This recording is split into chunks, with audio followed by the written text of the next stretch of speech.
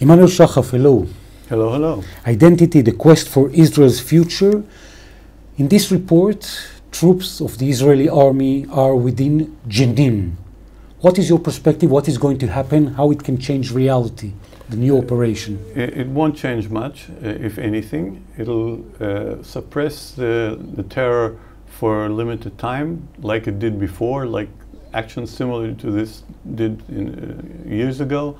As long as there's no political follow-up, the resistance remains, and the Palestinians will continue to resist occupation. Because practically they remain without any kind of hope? They have no hope. They have no hope. Their own Palestinian Authority is on the verge of running out of time.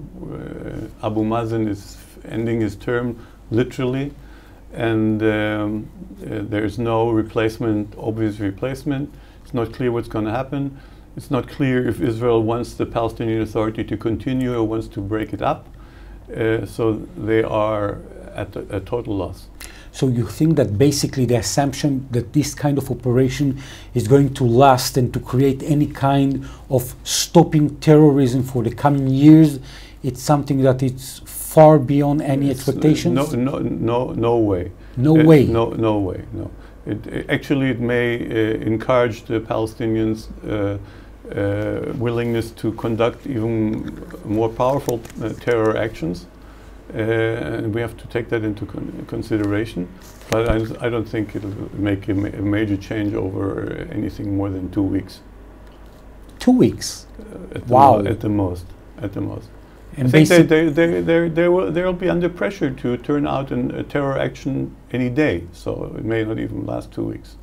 And another new generations of Palestinian people from Jenin that are growing up seeing Israeli troops destroying their houses again. Yeah. And again. Until now they had incurred, I think, 9 or 10 deaths.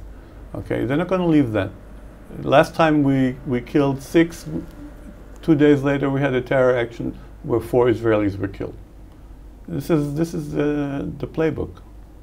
And regarding what is happening nowadays in the Israeli parliament, in the Knesset, with member of the Knesset Simcha Rotman, and trying to recreate the initiative of changing the Israeli democracy, what is your perspective regarding that? Well, the government is trying to go through the motions. I think in the end they're going to step back. They're not going to go all the way.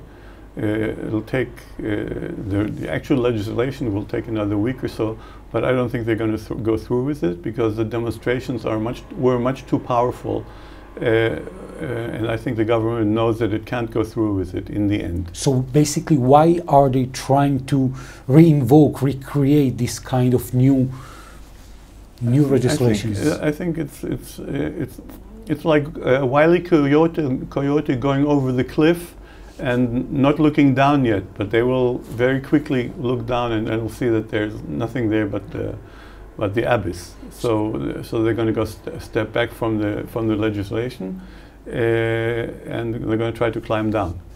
So it's kind of creating a dialogue between them and the base of their electors? Yeah, I think maybe they're waiting for the base to understand that it's impossible. Okay, something has to give. Okay, and obviously it's not going to be the demonstrators. Regarding the demonstrators? The demonstrations yesterday at the airport were very, very powerful, very under very difficult circumstances. They were conducted, and they did a great job. They walked a very fine line of being very nerving and getting people very angry, but not going over the line. Not causing no violence, no overt violence, and not causing damage and things like that. So it was a very powerful demonstration of civil disobedience. What do you think is the main challenge that the demonstrators were facing yesterday in the airport? First of all, they were doing the demonstration at the time when there was a military action in Jenin, and there was public sentiment against it. And also the government tried to delegitimize the demonstrations at the airport with all kinds of explanations. And none of that worked, okay? None of that worked. And thousands of people came. Yeah. During daytime? Tens of thousands of people came, okay? And it was obvious that there's a big demonstration at the airport for all the passengers who came and those who left, and also for the media, of course. Do you think that this kind of demonstrations can change the course of this government regarding, for instance, using the budget as a tool of creating new Israel, new identity here? No, I think, first of all, they've changed the situation already, the demonstration, because they've delayed the legislation, and I think they'll continue to delay the station. With regard to the actual policies of the government, it'll be more difficult to divert the demonstrations, although it's possible. But I think to do that, it takes the opposition has to become more active. And right now, the political opposition in parliament is almost non-existent. Okay, they don't seem to want to bring down the government. They seem to try to walk a very fine line of being against what the government does, but wanting to join it under some kind of circumstances. So I think to utilize the demonstrations against government policies will only be possible if the opposition, the political opposition, will join. Do you think that on the new settlements that are being declared again and again and again, and the coalition are stating that they are going to be happening and building new settlements in the occupied territories, and the opposition is basically saying almost nothing? Yes. So what do you think is going to happen practically on the ground? Well, I think on the ground, actually, the construction is going to go ahead. The settlements are going to go ahead, and unless the international community interferes solidly and clearly with solid steps. Okay, and I think the United States are the first country that comes to mind here, but also the European Union. They just have to play hardball. Okay, Israel doesn't understand anything but hardball. For instance, any kind of declaration that you would imagine that could be effective in order to stop?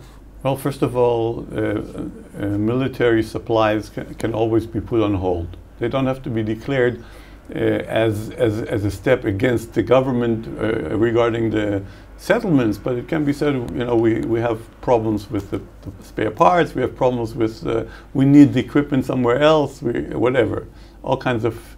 So there's plenty of ways the U.S. government can make it known to Israel that it is not happy with what's happening, and it has declared pretty much in strong terms already, several times, that it doesn't view this with favor, what's happening in the territories. But there's still a lot of possibilities, and also the Europeans can also go that way. Do you think this is going to be one of the messages that the Biden administration is going to reflect toward the visits of President Herzog in Washington in the coming weeks? Yeah, it probably will be, yes. I mean, he'll get an earful.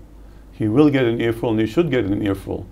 And I think the U.S. government should be very clear about what it wants here. What do you think about the Jewish communities in the United States, maybe in Europe, how they should be part of this game of resistance against the legislations? I think the Jewish communities, they have to get out of they're in an uncomfortable position, being on one side clearly against most of the policies of the Israeli government, including the legislation, and on the other side they have to be supportive of Israel vis-a-vis their own governments where they are. So they have to walk a fine line, but I think the situation in Israel will force them to go over that line and to take clear issue against the Israeli government, also with view that that the policies of the Israeli government clearly harm the Jewish communities abroad because they increase anti-Semitism. Okay, I'm not saying that that's the only reason anti-Semitism is. There's anti-Semitism, but Israeli policies are clearly influencing the amount of anti-Semitism against Jewish communities abroad, and that has to be a part of the consideration. What do you think should be the right timetable of them stepping in? As soon as possible. They have to make their position known as clearly as possible, as soon as possible.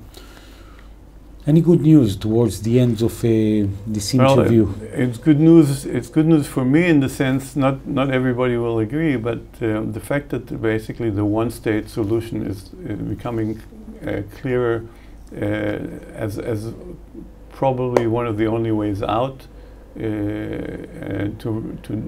to resolve the conflict with the Palestinians. With the federation. That brings closer the federation that we are proposing, because the federation is really the only way to handle a one-state solution in a democratic way with a Jewish majority in Eretz Israel / Palestine. And the fact that